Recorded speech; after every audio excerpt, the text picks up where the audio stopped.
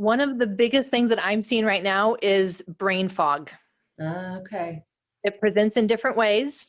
It presents as decision fatigue in some people. Mm-hmm. It presents as that, zoning out, overeating, substance use. Those are all things that kind of all fall into this category of just brain fog. Like my brain is done. A sense of overwhelm, right? Like I'm done with it all. A sense also maybe of hopelessness. Like I have no sense of control over my life. I'm just giving up, giving in. Like there's so much that can kind of come with that brain fog. But that's what I am seeing more and more, and especially coming through COVID, is that type of sensation where like my thoughts just are slower. It's harder for me to focus. I don't feel that aliveness. I don't feel that vibrant, sense of excitement and I'm here and I love my life and I want to get up and I feel like my life has meaning and purpose. It's just kind of like this blah. Yeah. And then that's coupled to the functional freeze. Absolutely. And not being able to cope with all this information that's just flying through. Exactly. So how I present it to people is like, even just break it down to a nerve cell, right? Rather than this nervous system, right? Break it down to just an individual nerve cell. That cell is trying to help you survive. It's trying to help you get through your day. Mm-hmm. And the more resourced it is, the more capacity it has to absorb stressors and still be on point and get you through the day. Yep.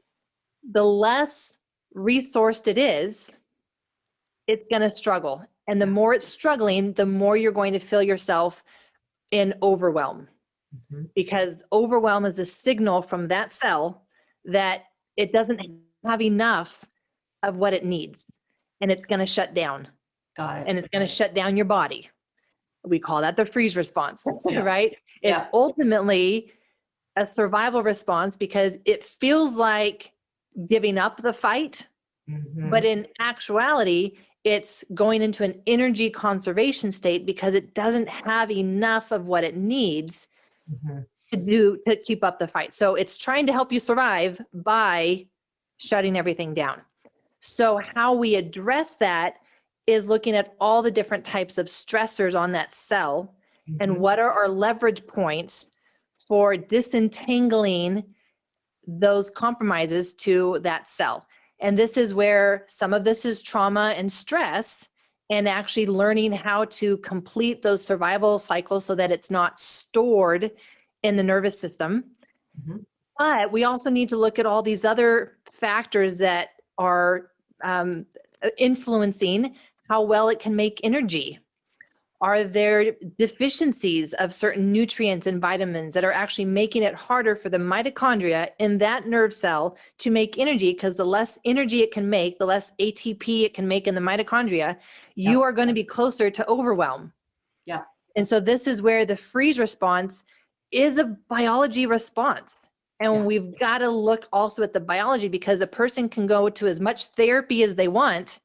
But if you're deficient in zinc, if you're deficient in magnesium, if you're deficient in one of these essential nutrients to make energy, your cell, that individual nerve cell is not going to be able to come out of survival mode because it's not resourced enough. So we have to integrate the two. And where I get to come in is saying, hey, you know what? Go to Irene, go to someone else for the actual somatic experiencing therapy piece. Yeah. Let me work on your biology piece to be able to accelerate your journey through that trauma therapy by resourcing your nerve cells, making sure that you have that optimized, not only for optimal energy creation and detox and flow and communication and, the cell membrane, but also then making sure that you have what allows for the neuroplasticity and for that growth and that pruning and that changing of systems that we are going to be doing in the therapy process.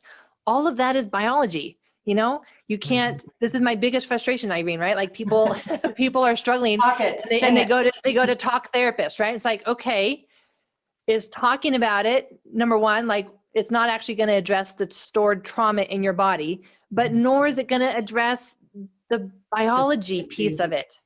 And so I see people going to therapy for years and they're still hashing over the same stories, right? They're still with the same patterns of their emotions, the same patterns of their shutdown, their same patterns of either lashing out or isolating, whatever it is for them. And it's like, well, yeah, because this is actually your biology. We have to look at your biology, and there's so many leverage points that we have that can quickly make such a huge difference for people. I will start really basic and simple and say that mitochondria are like a factory.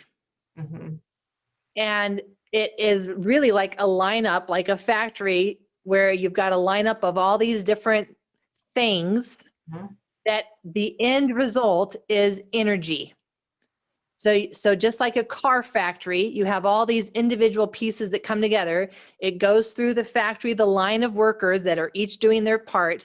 And at the end of it, you've got a car. So each of those pieces needs specific nutrients, like B12, like B6, like magnesium, like zinc. And so when you have deficiencies in those, that production line is going to get slowed down. It's going to get compromised. You're not going to be able to make as many cars in a day. So same thing with the mitochondria. Their primary purpose is to make energy. They do a whole lot more, but the energy production is such a huge piece, because every cell, every other cell, every function of the cell runs on energy. And so if you are low on energy, your body is naturally, and you're not going to be able to think this away and change your mindset or whatever else, people try to do these days. Love Meditate, go to yoga, whatever. I don't care. Yeah. But at the end of the day, if your cell is running low on energy, it's going to start prioritizing what it needs to use that energy for. Got it. And it's not going to be social connection. It's not going to be therapy. It's not going to be emotional work. You're going to find yourself getting a little irritable with people. You're going to find yourself kind of thinking every decision through that lens of, do I have enough energy to do that? Do I have enough energy to do that?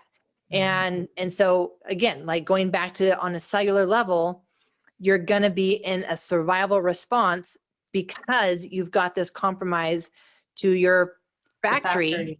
And your energy production. And there's nothing to judge about that. There's nothing to be ashamed about that. It's just a matter of, let's identify what compromises there are to your factory line, so that can just be an amazing thing that's working for you, because right now it's working against you.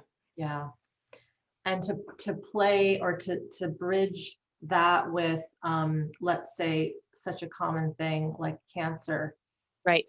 I know, and again, this is a 5-hour conversation, but that is directly related to these very common day chronic illnesses that pop up for no, and I'm saying this with air quotes for those that might be listening to this audio, for no reason.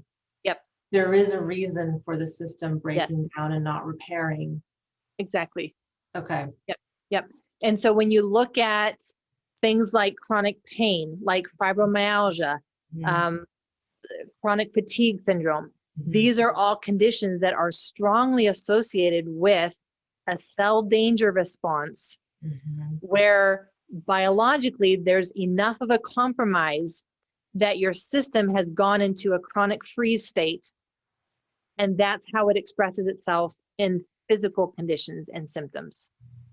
And we've got to address the mitochondria. We've got to identify what compromises there are to the energy production, because otherwise a person's going to get stuck in that and assume that, this is just the way my health is, or maybe they think I'm depressed and that's why I'm always tired, or whatever it is. And it's like, no. Like, no, that's such a small view of this.